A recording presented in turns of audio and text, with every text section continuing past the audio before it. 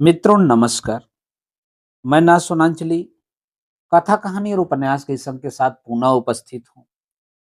मित्रों इस समय मैं वाचन कर रहा हूँ उपन्यास कितने पाकिस्तान का। कितने पाकिस्तान जिसे लिखा है कमलेश्वर ने। अब तक मैं अपने वाचन के पिछले क्रम में उपन्यास कितने पाकिस्तान के भाग 25 तक का वाचन कर चुका हूँ, जिसे आप मेरे चैनल कथा कहानी और उपन्यास पर जाकर क्रमवार सुन सकते हैं। आज लीजिए सुनिए उपन्यास कितने पाकिस्तान के भाग 26 का वाचन मेरे अर्थात नाथ सोनांचली के स्वर में। दारा बता रहा था, मेरे पलायन की कहानी भयानक है। मैं कटी पतंग की तरह न जाने कितने आसमानों और कितने झकोरों में चकराता रहा, कितने कटीले पेड़ों में उलझा, कितनी लगियों ने मुझे छेदा, फटे परचम की तरह लहराया कि अब बस मेरा पिंजर ही शेष रह गया है। उदास जमुना पास ही बैठी थी। उसने धीरे से कहा, दारा, तुमने कभी समय और कूटनीति का लाभ नहीं उठाया। तुम्हें अच्छी तरह मालूम है कि जब तुम सामूगढ़ में हारे थे तो औरंगजेब की इस निर्णायक विजय से सुजा का माथा ठनक गया था और सुजा औरंगजेब का शत्रु हो गया था। इसलिए तुम्हारी कूटनीति यही होनी चाहिए थी कि तुम सुजा से मित्रता करते और उसके साथ मिलकर ऐसी व्यूह रचना करते कि तुम दोनों भाई मिलकर पूरब से औरंगजेब का सफाया कर देते। तुम में और सुजा में वैचारिक कटुता और धार्मिक कट्टरता भी नहीं थी और तुम साम्राज्य की प्रजा को विश्वास दिला सकते थे कि तुम दोनों शहंशाह शाहजहां की सलामती और आगरा का घेरा तोड़ने के लिए सम्मिलित कदम उठा रहे हो। तुम सुजा के साथ संधि करते, तब घोषित उद्देश्यों के लिए तुम्हें हिंदुस्तान की पूरी प्रजा का समर्थन मिलता। मैंने यह कोशिश की थी, इसीलिए तो मैंने सुलेमान सिकोह को आदेश दिया था कि वह सुजा के अधिकारियों को इलाहाबाद का इलाका लौटा दे। दारा बोला, लेकिन फिर भी कूटनीति और राजनीतिक दूरदर्शिता का साहस तुमने नहीं दिखाया। तुमने सुजा पर अपेक्षित विश्वास नहीं किया। नहीं तो औरंगजेब के विरुद्ध पूरा हिंदुस्तान खड़ा था। पूरब में सुजा था, मुराद भी। सुजा तो संधि के लिए लगभग तैयार था। राजस्थान में जोधपुर का जसवंत सिंह मौजूद था। पंजाब और काबुल में औरंगजेब का कोई अस्तित्व नहीं था। दक्षिण में औरंगजेब के शत्रु गोलकुंडा और बीजापुर मौजूद थे। औरंगजेब की स्थिति तो बहुत ही संकटग्रस्त हो जाती यदि तुमने कूटनीतिक और सामरिक दूरदर्शिता से काम लिया होता। लेकिन तुमने लाहौर जाने का निश्चय किया, इसलिए औरंगजेब को एक एक शत्रु से अलग अलग निपटने का अवसर मिल गया। सबसे बड़ी गलती तुमने यह की कि सुजा के साथ पूरब में सैन्य संधि करने की बजाय तुमने सुलेमान सिकोह को हिमालय के नीचे नीचे तराई के रास्ते वापस आकर लाहौर में मिलने का आदेश दिया। शायद यही गलत हुआ। दारा ने गहरी सांस लेकर कहा, और शायद जब कुछ गलत होता है तो सब कुछ गलत हो जाता है। यहीं से मेरी बदकिस्मती की दास्तां शुरू होती है। मैं 12 जून 1658 को दिल्ली से चलकर 3 जुलाई 1658 को लाहौर पहुंचा। वहीं मुझे जम्मू के राजपूतों का राजा राजरूप मिला। उसने साथ देने का वादा किया। मेरे उसके संबंधों को हिंदुस्तानी प्रतिज्ञा में बांध देने के लिए मेरी बेगम नादिरा ने उसे अपनी छातियों का दूध भेजा। वे माँ और बेटे के संबंधों में बंध गए। दाऊद खां और इज्जत खां के साथ मैंने सतलुज नदी पर रोपण में घेरेबंदी की। औरंगजेब का सेनापति बहादुर खां मेरा पीछा करता बढ़ रहा था। उसके फौजी दस्तों और बेड़ों ने रात में सतलुज पार कर ली। संकट बढ़ गया। मैंने दारा को देखा था। यह मेरे तटबंधों पर अपने को असुरक्षित पा रहा था। सतलुज नदी बोल रही थी। तब तक औरंगजेब ने मिर्जा राजा जयसिंह और खलील उल्लाह को दारा के खिलाफ बहादुर खां की मदद के लिए रवाना कर दिया था। हाँ, यह वही खलील उल्लाह था जिसने सामूगढ़ में मुझे धोखा दिया था।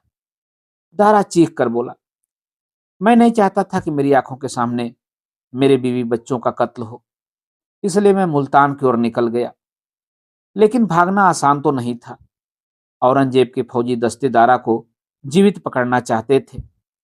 तब मेरी बहन ब्यास नदी ने दारा की भरसक रक्षा की थी। ब्यास ने अपने पानी का फाट फैला दिया था।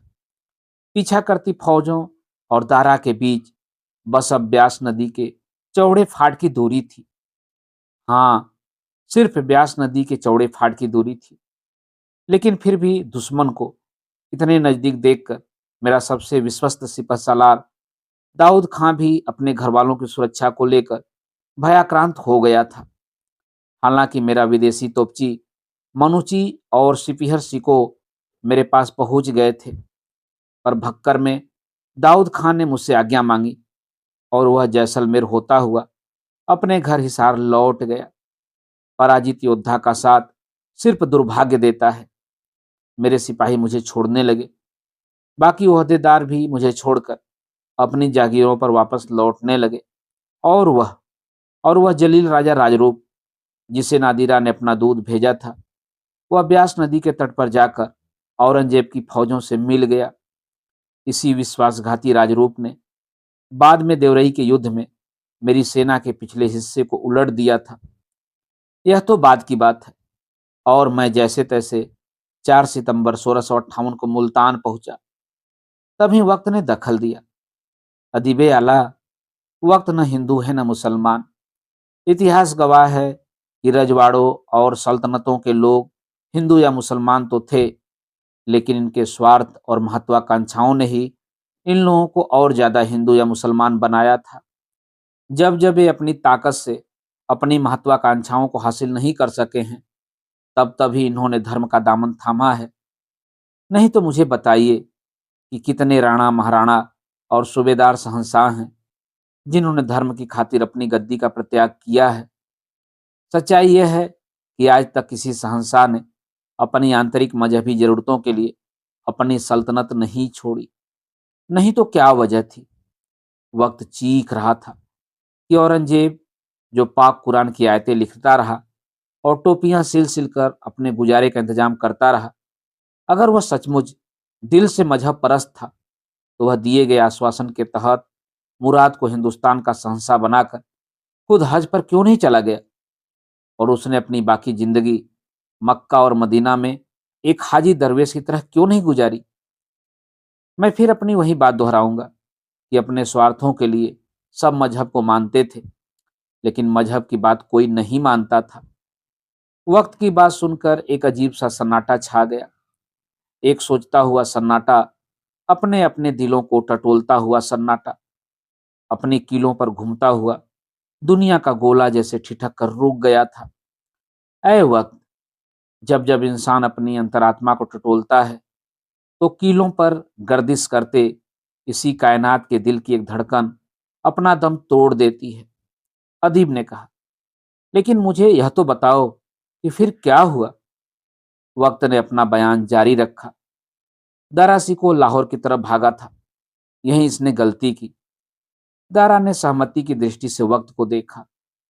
औरंगजेब की हमलावर फौज से बचने के लिए यह दारा सिको ब्यास नदी से सिंधु नदी के दक्षिण की तरफ उतरकर भक्कर चला गया, क्योंकि भक्कर से 50 मील नीचे कंधार होकर ईरान जाने का रास्ता वहीं से मिलता है।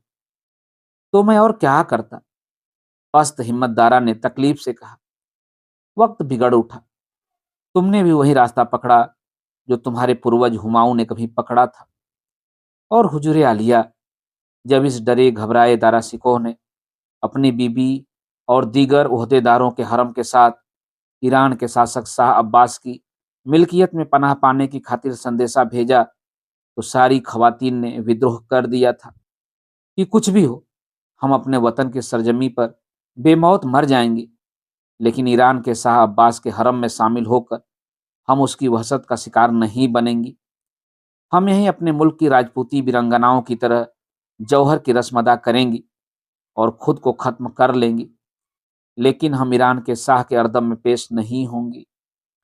तभी मध्यम हवा का एक महकता लरजता हुआ झोंका आया और सबके माथों का पसीना पोंछता हुआ वहीं खड़ा हो गया। तुम कौन हो? अर्दली ने इस झोंके से सवाल किया। मैं हिंदुस्तानी तहजीब हूँ। तुम्हारा इस तारीख और इतिहास से क्या वास्ता? तुम देख नहीं रही हो कि हमारे अदीब समय और दारासिकोह गहरी पड़ताल और छानबीन में मशगूल हैं? तुम्हारी यह दखलंदाजी हमें मंजूर नहीं। अर्दली ने तहजीब को डांटा। तो हिंदुस्तानी तहजीब ने उसी मध्यम मुलायम आवाज में जवाब दिया, सुनो आला अदीब के अर्दली, औरत की आबरू ही संस्कृति के मयारों को तय करती है। जो तहजीब अपनी औरत की आबरू को इज्जत नहीं दे सकी, वह रोम, यूनान और मिस्र की तरह मिट गई, चाहे वह नृशंस ही लगे। पर हिंदुस्तान में जब उसकी तहजीब औरत की आबरू की रक्षा नहीं कर सकी, तो खुद औरत ने अपनी सभ्यता की रक्षा की खातिर अपना बलिदान देकर इस संस्कृति का मुंह उजला किया है। और दारा सिकोह की बीबी नादिरा बानू और बकिया ओहदेदारों की औरतें उसी व्यक्तिगत वजूद और हिंदुस्तानी तहजीब और परंपरा के तहत मौत को गले लगाने के लिए तैयार हैं। इस जालिम दौर में अगर औरत अपनी आबरू की हिफाजत के लिए विद्रोह करती है, तो यह हिंदुस्तानी औरत का फैसला है और इसे इसका हक है। जौहर की रवायत परंपरा बर्बर है, लेकिन औरत की असमत की बेकदरी और उसका उल्लंघन करना तो और भी बड़ी बर्बरता है। समझे अर्दली साहब? कहते हुए तहजीब वहीं उदास और नाराज सी बैठ गई। तभी सफेद और काले पंखों वाली कई सदियां हिंदुस्तानी तहजीब को सलाम करती हुई गुजर गईं और माहौल में एकाएक इकबाल का तराना गूंजने लगा। ऐ आब रौदे गंगा, वो दिन है याद तुझको, उतरा तेरे किनारे जब कारवां हमारा, यूनानो मिस्र रोमा सब मिट गए जहां से, अब तक मगर है बाकी नामो निशा हमारा। और यह तराना भी खत्म नहीं हुआ था कि अख्तरुल ईमान बड़ी गहरी, संजीदा और तकलीफदेह आवाज में अपनी नज्म पेश करते हुए आ गए। बोले, यह तो कल की बात है, यहाँ भी सब लोग वैसे ही बैठे हैं। कैसे हैं अख्तरुल भाई? अदीब ने उनका स्वागत करते हुए पूछा। वैसे ही जैसे अदीब तुम्हारा अर्दली दारा सिकोह, वक्त और हमारी तहजीब यहाँ मौजूद है, ऐसे ही। ऐसे ही क्या? अदीब ने जानना चाहा। ऐसे ही बैठे थे। इधर भैया दाहिनी जानिब उनके नजदीक बड़ी आपा सबाना को लिए अपनी ससुराल के कुछ किस्से, लतीफे, बातें यूं सुनाती थी। हंसे पड़ते थे सब। सामने अम्मा वहीं खोले पिटारा अपनी मुंह भरे पान से समधिन की इन्हीं बातों पर झुझलाती थी। कभी तंज से कुछ कहती थी। हमको घेरे हुए बैठी थी नईमा, शाहनाज वक्का वक्का से कभी दोनों में चस्कम होती। हसबे मामूल संभाले हुए खानदारी मजली आपा कभी आती थी, कभी जाती थी। हमसे दूर अब्बा उसी कमरे के एक कोने में कागजात अपनी अराजी लिए बैठे थे। यकबयक शोर हुआ। एक नया मुल्क बना और एक आन में महफिल हुई दरहम बरहम। आंख जो खोली तो देखा कि जमीन लाल है सब। इतना पढ़ते पढ़ते अख्तरुल ईमान की आंखें भर आई। वह सिसक पड़े, अगली लाइनें नहीं पढ़ सके। रो मत अख्तरुल ईमान, वक्त ने उन्हें ढांढस दिया। काश एक नया मुल्क बनने और लाल खून के फव्वारों से धरती के रंग जाने के बजाय यह सचमुच तुम्हारी ही अम्मा के पान की लाल पीक होती। लेकिन ऐसा नहीं हुआ। और ऐसा ही उस वक्त हुआ जब खून की लकीर दारा सिकोह का पीछा करती हुई देवराई के जंगी मैदान तक पहुंच गई थी। मैं गवाह हूं सारे हालात का, इस सच्चाई का। जब विश्वासघाती हिंदुओं की कमजोरी और साजिश के चलते सन 1659 में औरंगजेब ने खुद अपने बड़े भाई दारा सिकोह को शिकस्त देकर हिंदुस्तान में ही अपना पाकिस्तान बनाया था। उन दिनों मुल्कों के नाम नहीं, शहंशाहों के नाम बदलते थे और शहंशाह के बदलने के साथ ही बदलता था सत्ता का रवैया और जहनियत, और पाकिस्तानों के बनने का सिलसिला शुरू हो जाता था। यह आवाज तहजीब की थी। लेकिन मैं अपनी संतान की दिली और जज्बाती कैफियत नहीं बदलने देती। मैं इंसान की रगों में बहते खून और उसके दिल की धड़कनों को बुझने नहीं देती। तहजीब अपनी रौ में बोले जा रही थी। यही वजह है कि मैं 5000 बरसों से आज तक जिंदा हूं। तहजीब की यह बात सुनते ही आसमान में खिड़कियां खुलने लगीं। हर खिड़की में एक एक चेहरा मौजूद था। दुनिया के सारे आला अदीब उन खिड़कियों से झांक रहे थे। अदीब ने हैरानी से तहजीब की तरफ देखा। अदीब, यह तुम्हारी ही बिरादरी है जिसने मुझे जिंदा रखा है। सियासत ने तो मेरे दो टुकड़े कर दिए, लेकिन मैं कोई भूखंड तो नहीं कि मेरे कोई टुकड़े कर सके। तहजीब बहुत फलसफाना लहजे में अपनी बात कह रही थी। मैं भी तो आत्मा की तरह हूं, जो सिर्फ अपना रूप बदलती है। आज मैं जिस रूप में तुम्हारे सामने हूं, वही तो मेरा रूप नहीं था। मैंने मोहनजोदड़ो और हड़प्पा में अपना रूप बदला था। वैदिक आर्य जब यहाँ आए थे तो युद्ध के हथियार नहीं, हाथों में अन्न की बालियां और अन्न उगाने के औजार लेकर आए थे। वे आक्रमणकारी नहीं थे। आक्रमण की जरूरत ही क्या थी? धरती खाली पड़ी थी, कोई कहीं भी बस सकता था। तब भी मैंने अपना रूप बदला। अदीब, मैं सतत परिवर्तनशील हूं, इसीलिए सनातन हूं। यह ठीक है कि इस दौर में जिन्ना ने एक सियासी दीवार खड़ी कर ली, लेकिन कोई दीवार मेरी आवाज और सांसों को नहीं रोक सकती। तभी अर्दली ने अदीब को एक चिट दी, जिसमें लिखा था कि तहजीब की आवाज सुनकर जोगिंदर पाल और कृष्णाजी वजीर आगा को लेकर इस बहस को सुनने के लिए मौजूद हो चुके हैं। अदीब ने आंखों आंखों में ही तीनों को सलाम किया। वे भी खामोशी से बैठ गए। उनकी आत्माओं पर भी तकसीम से ज्यादा उन सर्दियों के दर्द का बोझ था, जिनमें वे अपना कलम देकर शामिल नहीं हो पाए थे। हम और वजीर आगा नहीं थे तो क्या हुआ? जोगिंदर पाल ने धीरे से कहा। लेकिन तब भी वह सूफी संत मौजूद थे, जिन्होंने अपने दौर और अपनी सदियों में धर्म युद्ध का रास्ता बंद करके धर्मों की समरसता और उनकी एकात्म तलाश का रास्ता इजाद किया था। यही तो मैंने किया था। दरा सिकोह एकाएक उमड़ कर बोल पड़ा। अगर मैंने भी ऐसा किया तो क्या गलत किया था? वक्त दारा सिकोह को तकलीफ से देखकर बोला, दारा सिकोह, तुम्हारी सबसे बड़ी गलती यह थी कि तुमने अपने दौर के स्वार्थों और महत्वाकांक्षाओं को नहीं देखा। तुम हिंदुस्तान के भविष्य को देख रहे थे। तभी इतिहासकार कानूनगो ने दखल दिया। लेकिन औरंगजेब को मुल्क के भविष्य से कुछ लेना देना नहीं था। वह सिर्फ अपने भविष्य को देख रहा था। इसीलिए वह दारा का पीछा करता हुआ मुल्तान तक पहुंच गया था। शुजा खुद सल्तनत और ताज हासिल करने के लिए इलाहाबाद तक बढ़ आया था। औरंगजेब तो जैसे शिकार पर निकला था। वह यह तय कर चुका था कि उसे मुगलिया सल्तनत का ताज हासिल करना है। यह खबर पाते ही कि शुजा आगरे की तरफ बढ़ रहा है, औरंगजेब मुल्तान से लौट पड़ा, क्योंकि दारा सिकोह दरिया सिंध से होते हुए कच्छ की ओर बढ़ रहा था। और औरंगजेब जानता था कि दारा सिकोह भागता पनाह लेता हुआ सिर्फ उस खरगोश की तरह था जो अपनी जान अब नहीं बचा सकता था। इसलिए उसने दारा सिकोह का पीछा करने के लिए सब सिखन खां को तैनात किया और वह खुद विद्रोही शुजा का मुकाबला करने के लिए इलाहाबाद की तरफ निकल पड़ा। यह बयान देते हुए कानूनगो ने तब हजरत शिबली नोमानी से कारगर सवाल किया, हजरत शिबली नोमानी साहब, अगर औरंगजेब आपका आलमगीर हिंदुस्तान के सल्तनत पर कब्जा नहीं करना चाहता था, तो वह दारा को छोड़कर शुजा के खून का प्यासा क्यों हो गया था? जब यह सवाल पूछा गया तो हजरत शिबली नोमानी अपने चबूतरे पर आराम से बैठे हुक्का पी रहे थे। वे चीखे, मुझसे सवालात करने की जरूरत कौन करता है? तो उनके सामने वक्त ने हाजिर होकर बताया कि तारीख के हर वर्ग और उस वर्ग में दर्ज हकीकत के बारे में अगली सदियों को सवाल उठाने और अपना जवाब मांगने का हक है। यह हक उन्हें किसने दिया? शिबली नुमानी ने पूछा। यह हक तहजीब खुद हासिल कर लेती है, वक्त ने जवाब दिया, क्योंकि तहजीब हमेशा बदलते हुए वक्त का साथ देती है। शिबली नुमानी, तुमने हकीकत का दीदार नहीं किया। तहजीब चीखी, तुम आलमगीर की सारी दिमागी साजिशों का फलसफा और दस्तावेज नहीं बन सकते। तुम जवाब क्यों नहीं देते कि तुम्हारा आलमगीर मुल्तान से शुजा की बढ़ती फौजों का सामना करने के लिए इलाहाबाद की तरफ क्यों लौट पड़ा था?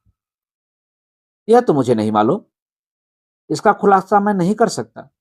शिबली नोमानी खामोश रह गए थे। तो वक्त ने आगे कहा, अदीबे आलिया, हिंदुस्तान की तवारीख इस बात की गवाह है कि जब हिंदुस्तान पर किसी ने हमला किया तभी तक वह विदेशी रहा। हमले के बाद हर हमलावर हिंदुस्तानी तहजीब और तहरीक का हिस्सा बनता गया। यहाँ तक कि हिंदुस्तान आकर जिन सूफी संतों ने इस्लाम का विकास और प्रचार किया, वह इस्लाम भी भारतीय इस्लाम बनता गया। इस मुल्क की मिट्टी में वह ताकत और तासीर है, यह सबको जज्ब कर लेती है। इसलिए मैं इस बात का पैरोकार हूँ कि न तो दारा शिकोह इस मिट्टी से अलग था और न आलमगीर औरंगजेब, दोनों यहीं के संतान थे और मैं भी यहीं की संतान हूँ। एक तेज आवाज तभी वहां गूंजी। सबकी निगाहें उस तरफ उठ गईं। कौन हो तो? अर्दली ने दरियाफ्त किया। मैं हूं, जम्मू का राजा राजरूप। दारा शिकोह ने उसे तत्काल पहचाना। हाँ अदीब, यही है राजरूप, जम्मू का राजा। इसी ने मुझे मदद का वचन दिया था। यह मेरे लिए पहाड़ी राजपूतों की एक सेना खड़ी कर देगा। उस वक्त जब सामूगढ़ में हुई पराजय के बाद मैं दिल्ली से लाहौर की ओर पलायन कर रहा था। यह मैंने इसलिए किया था क्योंकि दारा शिकोह हमेशा हिंदुओं का शरणदाता और समर्थक रहा था। राजरूप ने टिप्पणी की। दारा ने तब बड़ी तकलीफ से कहा, और इसी बदबख्त और एहसान फरोश पर यकीन करके मेरी बीबी नादिरा ने अपनी छातियों का दूध उतार कर इस राजरूप के लिए भेजा था, ताकि माँ का दूध पीकर यह हिंदू राजपूत मेरे साथ जुड़ जाए और मुश्किल वक्त पार करके हम इस हिंदुस्तान का मिला जुला नया इतिहास लिख सके। लेकिन दूध पीकर दुनिया में यकीन की सबसे बड़ी शपथ उठाकर भी इस राजपूत ने अपनी मुंह बोली मां के दूध का अपमान किया। मैंने इसे लाखों मोहरें दी, लेकिन 1 साल बाद ही देवराई के फैसला कुन युद्ध में इस राजपूत राजरूप ने मेरे साथ विश्वासघात किया और उस निर्णायक युद्ध में इसी राजरूप ने अपनी सौगंध को तोड़कर औरंगजेब का साथ दिया। Same same same same. यह आवाजें जोगिंदर पाल, कृष्णा जी और वजीर आगा की थी। खामोश, राजरूप चीखा। इसमें मेरे लिए शर्मिंदा होने की कोई बात नहीं है। मैं राजपूत हूं, मैं हिंदू हूं और मुझे गर्व है। मेरे दौर के हर हिंदू ने विश्वासघात को ही अपना जीवन मूल्य बना लिया था। दारा सिकोह के लिए वतन और मुल्क का कोई मतलब और अर्थ रहा होगा, लेकिन हम हिंदू उस मध्यकाल में सिर्फ अपने लिए जी रहे थे। हमारा कोई देश या मुल्क नहीं था। Same same. फिर जोगिंदर पाल, कृष्णा जी और वजीर आगा की आवाज गूंजी। खामोश। राजरूप फिर चीखा। तुम अदीब लोग तो धर्म और मजहब से ऊपर उठ गए हो। तुमने अपने ऊपर इंसानी कदरों की बंदिशें लगा ली है, इसलिए तुम भूखों मरते हो और हमेशा प्रताड़ित और अपमानित रहते हो। हम जैसे जहीन राजे महाराजों और हमारी महत्वाकांक्षाओं के मजहब को तुम कम नजर लोग नहीं समझ सकते। मैं फिर पूरी हिम्मत और शिद्दत से कहता हूं, इस दौर में हम हिंदुओं का कोई मुल्क, कोई वतन, कोई हिंदुस्तान नहीं था। मैंने ही नहीं, जोधपुर का वह महाराजा जसवंत सिंह जो दारा से अपनी दोस्ती और वतन परस्ती की कस्में खाता था, उसने भी अंतिम दिनों में दारा सिकोह के साथ विश्वासघात किया था। जयपुर के मिर्जा राजा जय सिंह ने तो खुल्लम खुल्ला औरंगजेब का साथ दिया था। मेवाड़ का महाराजा जय सिंह, जिसकी रक्षा दारा ने आला वजीर सादुल्ला और औरंगजेब से की थी, वह भी बांसवाड़ा, डूंगरपुर, बसावर के साथ 5 और परगनों की रिश्वत लेकर दारा सिकोह के खिलाफ हो गया था। राजरूप सही फरमा रहा है, इतिहासकार कांस्टेबल ने तभी दखल दिया। मैं सैलानी यात्री बनने के यात्रा वृतांत के हवाले से यह दस्तावेज आपकी अदालत में पेश करना चाहता हूं। अदीब ने इतिहासकार कांस्टेबल को देखा और पूछा, कैसा दस्तावेज?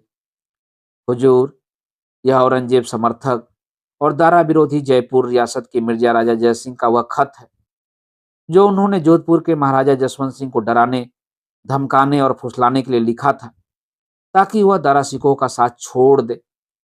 इस दस्तावेज का वाचन किया जाए। अदीब ने कहा तो अर्दली ने वह खत लेकर पढ़ना शुरू किया। जोधपुर महाराजा जसवंत सिंह के नाम जयपुर के मिर्जा राजा जय सिंह का खत। आपको इसमें क्या लाभ हो सकता है कि इस मंदभाग्य शहजादे दारा सिकोह को आप सहायता देने का प्रयास करें। इस कार्य में लगने से आपका और आपके परिवार का नाश असंभावी है और इससे दुष्ट दारा के हितों को भी कोई लाभ नहीं होगा।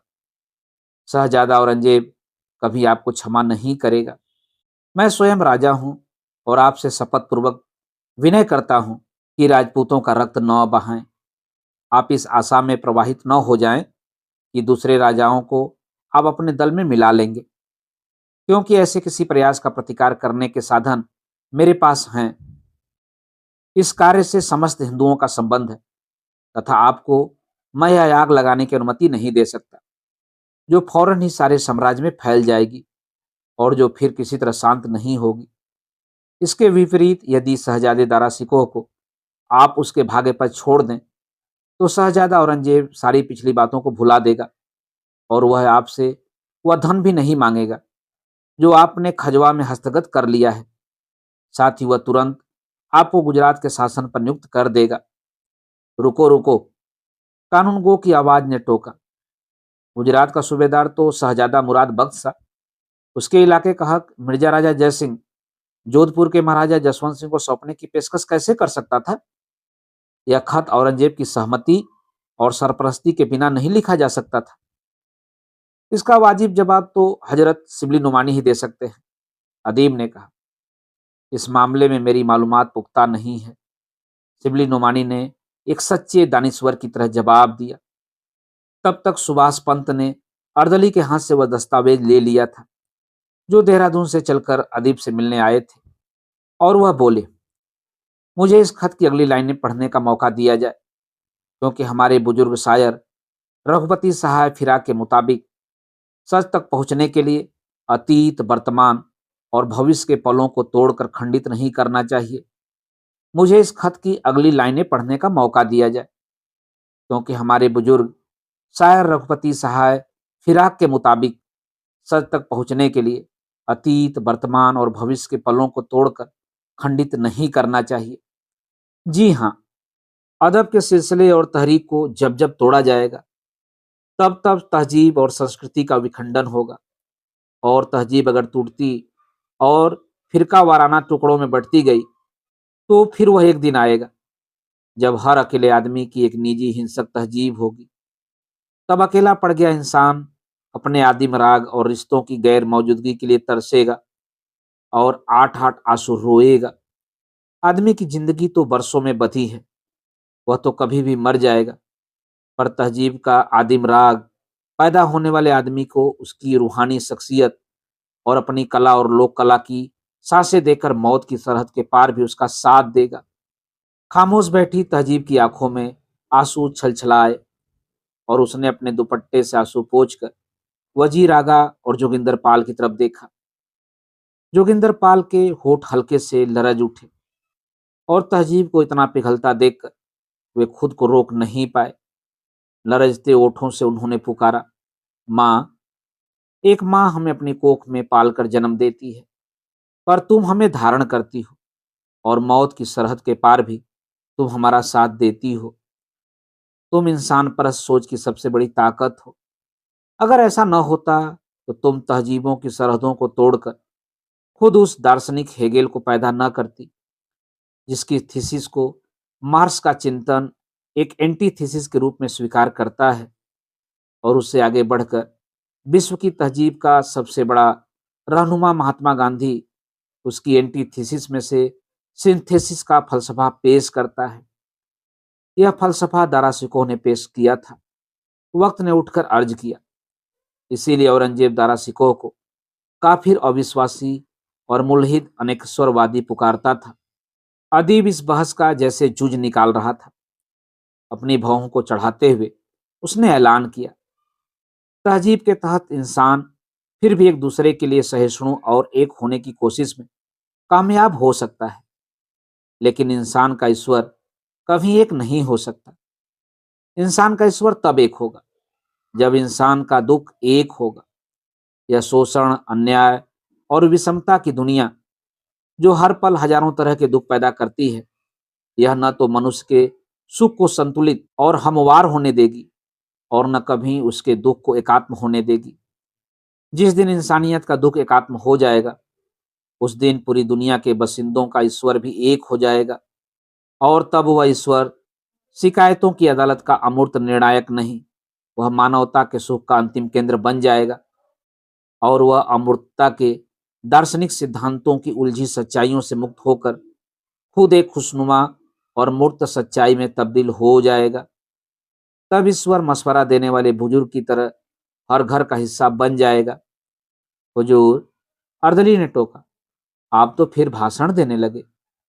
आप इस आदत से बाज आइए, नहीं तो आप अपनी जीरह को किसी ठोस और संतोषपूर्ण इंसानी मंजिल तक नहीं पहुंचा पाएंगे। तुम कहना क्या चाहते हो?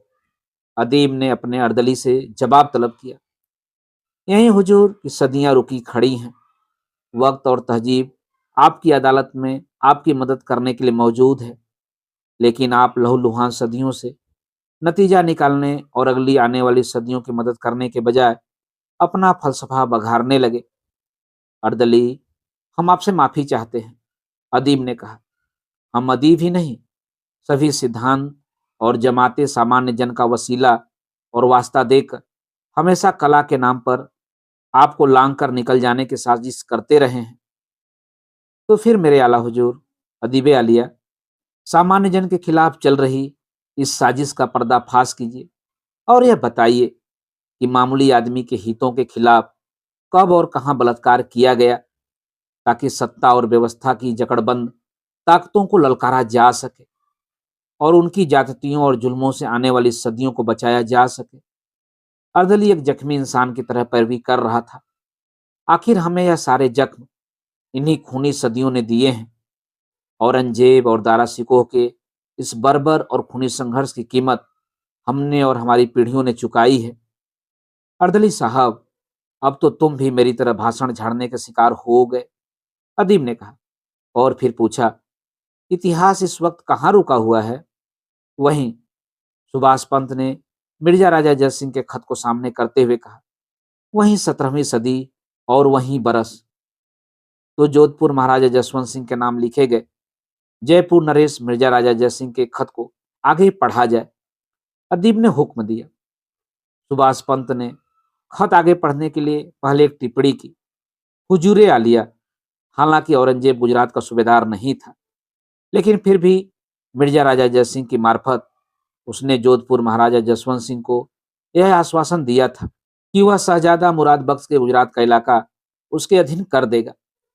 यह औरंगजेब की एक कूटनीतिक और कमीनी चाल थी, जिसे हिंदुस्तान के विश्वासघाती हिंदुओं के जरिए उसने कारगर किया था। वह कैसे? अदीब ने सवाल किया। यह सुनिए। हिंदुस्तान का राजपूत हिंदू मिर्जा राजा जयसिंह दूसरे राजपूत जोधपुर के हिंदू राजा जसवंत सिंह को खत में लिखता है, गुजरात का इलाका हस्तगत करके आप औरंगजेब की छत्र छाया में गुजरात प्रांत पर शासन करने के लाभ को आसानी से समझ सकते हैं। यह शब्द हैं मिर्जा राजा जयसिंह के, सुभाष पंत ने कहा। और आगे सुनिए। इस पेशकश के अलावा औरंगजेब के हवाले से मिर्जा राजा जयसिंह यह आश्वासन भी देता है कि वहां पर आपको संपूर्ण सुरक्षा तथा शांति प्राप्त होगी, और यहीं पर मैं आपको विश्वास दिलाता हूं कि जो कुछ मैंने कहा है उसका पूर्ण पालन होगा। सब लोग अवाक थे। अदीब ने बरने के वृतांत वाला वह दस्तावेज सुभाष पंत से लिया और सोचते हुए बोला, हिंदुओं ने चाहे जितनी कायरता दिखाई हो और कितना भी विश्वासघात किया हो, लेकिन इससे एक बात तो साफ जाहिर है कि सत्ता और सिंहासन के लिए चल रहे इस संघर्ष में न औरंगजेब अछूत है और न दारा सिकोह। और यह भी बात साफ जाहिर है कि क्षत्रिय धर्म और राजपूती वीरता की चाहे जितनी शौर्य गाथाएं गाई जाएं, शिवाजी और राणा प्रताप के अलावा क्षत्रिय शौर्य हमेशा निर्वीर्य और नपुंसक रहा है।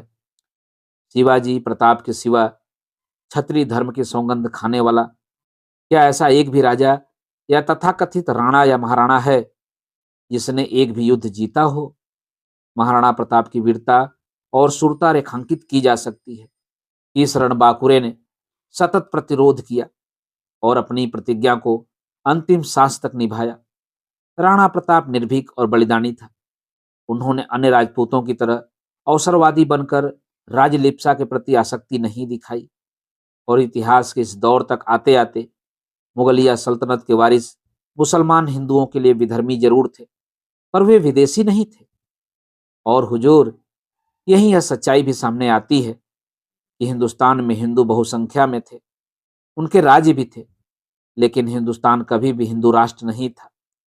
तब हिंदू राष्ट्र नाम का कोई दार्शनिक प्राण बिंदु और धार्मिक केंद्र बिंदु मौजूद नहीं था।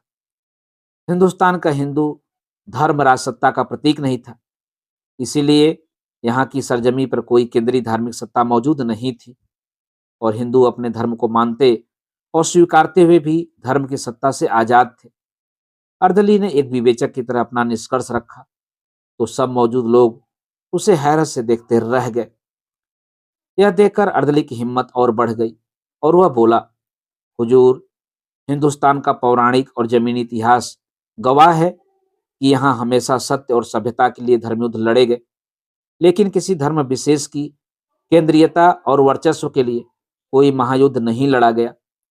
यह धर्म युद्धों की धरती नहीं, यहाँ तक कि राम रावण का युद्ध भी धार्मिक वर्चस्वता और सत्ता का युद्ध नहीं था। वह अनाचार, अनैतिकता, अपसंस्कृति और अत्याचार के विरुद्ध लड़ा गया एक महान नैतिक युद्ध था। ब्रेव हो, ब्रेव हो। सुभाष पंत, जोगिंदर पाल, वजीर आगा और कृष्णा जी ने जोरदार तालियों से अर्दली के विश्लेषण का स्वागत किया। अर्दली का हौसला और बुलंद हो गया और वह बोलता चला गया, महाभारत का युद्ध भी धार्मिक विश्वासों के लिए लड़ा गया युद्ध नहीं था। वह धर्म, स्त्री दमन, असत्य और निरंकुशता के विरुद्ध लड़ा गया एक महायुद्ध था। अशोक का कलिंग युद्ध भी किसी धर्म सत्ता का युद्ध नहीं, वह निरंकुश हो गई राजसत्ता और लिप्सा के विरुद्ध एक और महायुद्ध था। और सिकंदर के खिलाफ लड़ा गया पोरस का युद्ध विधर्मी के धर्म को ध्वस्त करने का युद्ध नहीं, वह विदेशी आक्रमणकारी की साम्राज्य लिप्सा को परास्त करने का एक गौरवशाली युद्ध था। तुम निष्कर्ष क्या निकालना चाहते हो? अदीब ने सीधा सवाल किया। यही हुजूर आलिया कि हिंदुस्तान की यह धरती कभी भी धार्मिक युद्धों की रणस्थली नहीं रही है, लेकिन हमारे सिबली नुमानी साहब ने दारा सिकोह के खिलाफ औरंगजेब के युद्ध को एक काफिर के खिलाफ एक नमाजी के युद्ध के रूप में पेश करके हिंदुस्तान के इतिहास को धर्म की बैसाखियों पर खड़ा करना चाहा है। इतना ही नहीं, सिबली नुमानी ने दारा सिकोह को मुलहिद यानी अनेकस्वरवादी साबित करके हिंदू से भी बड़ा हिंदू बनाकर औरंगजेब को इस्लाम के रक्षक रूप में खड़ा किया है। जबकि इतिहास गवाह है कि शाहजहां अपनी इस्लाम परस्ती में अपने बेटे औरंगजेब से ज्यादा कट्टर और धर्मांध था, और वहीं शाहजहां उत्तराधिकार युद्ध में अपनी मजहब परस्ती के बावजूद औरंगजेब का नहीं बल्कि उदारवादी दारा सिकोह का साथ देता है। यह सवाल मैं सिबली नुमानी साहब से पहले भी पूछ चुका हूं और इसका कोई उत्तर उनके पास नहीं है, अदीब ने कहा, और जम्मू के राजपूत राजा राजरूप की ओर देखा। राजा राजरूप, तुम कोई बयान दे रहे थे, उसे जारी रखा जाए। मैं वही बात दोहराना चाहूंगा अदीब आलिया कि उस दौर में हम हिंदुओं का ना कोई मुल्क था, न वतन और न कोई हिंदुस्तान। कुछ था तो हमारे अपने राज्य, सत्ता और सेना थी। हिंदू किसी से नहीं डरता था, वह सिर्फ ताकतवर की ताकत से डरता था और उसी के सामने दुम हिलाता था। नहीं तो क्या वजह थी कि कच्छ का वह राव जिसने दारा के बेटे सिवियर सिकोह से अपनी बेटी की सगाई की थी, वह भी औरंगजेब की ताकत से डर गया और दारा सिकोह का विरोधी हो गया था। जब दारा सामोगढ़ में हुई पराजय के बाद दर दर भटक रहा था, तब उसी के समधी कच्छ के राव ने उसके साथ विश्वासघात और कृतघ्नता का व्यवहार किया था। लेकिन तुमने खुद नादिरा का दूध पीने की प्रतिज्ञा से बद्ध होने के बावजूद मेरे साथ क्या किया था? दारा सिकोह ने तल्खी से पूछा था। मैंने देवराई के निर्णायक युद्ध में तुम्हारा विश्वास तोड़कर गोकला की कठिन पहाड़ियों पर चढ़कर पीछे से तुम्हारी सेना पर आकस्मिक हमला किया था। तुम्हारे सिपह सालार शाहनवाज खां के पैर उखाड़ दिए थे और वह युद्ध में मारा गया था। राजरूप ने बड़ी शान से अपना बयान पूरा किया। तुमसे मुझे क्या मिलता? सत्ता और ताकत औरंगजेब के हाथों में आती जा रही थी, इसलिए मैंने उसका साथ दिया था। तभी कच्छ के नमकीले कछार से आधियों का उड़ता हुआ गुबार दिखाई दिया और दलदल की एक गीली दीवार उन्मत्त लहर की तरह आकाश की ओर उठने लगी। दीवार के छेदों में कटली झाड़ियां ऐसे उलझी थीं जैसे उन्हें वहां टांग दिया गया हो। फिर उन कटीली झाड़ियों की टहनियां खुद ब खुद टूटकर पंख हिलाते परिंदों की तरह परवाज करने लगी। आसमान छिप गया और धरती पर काली छाएं मंडराने लगी। घबराकर अदीब ने पूछा, यह क्या है? यह कलयुग है जनाब, अर्दली ने उलझते हुए उत्तर दिया। मित्रों, अभी आप सुन रहे थे उपन्यास कितने पाकिस्तान के भाग 26 का वाचन मेरे अर्थात नासुरांचली के स्वर में। मित्रों, उपन्यास कितने पाकिस्तान के आगे के भागों का वाचन आप मेरे वाचन के अगले क्रम में सुन सकते हैं। तो जुड़े रहिए कथा कहानी और उपन्यास के साथ। धन्यवाद। नमस्कार।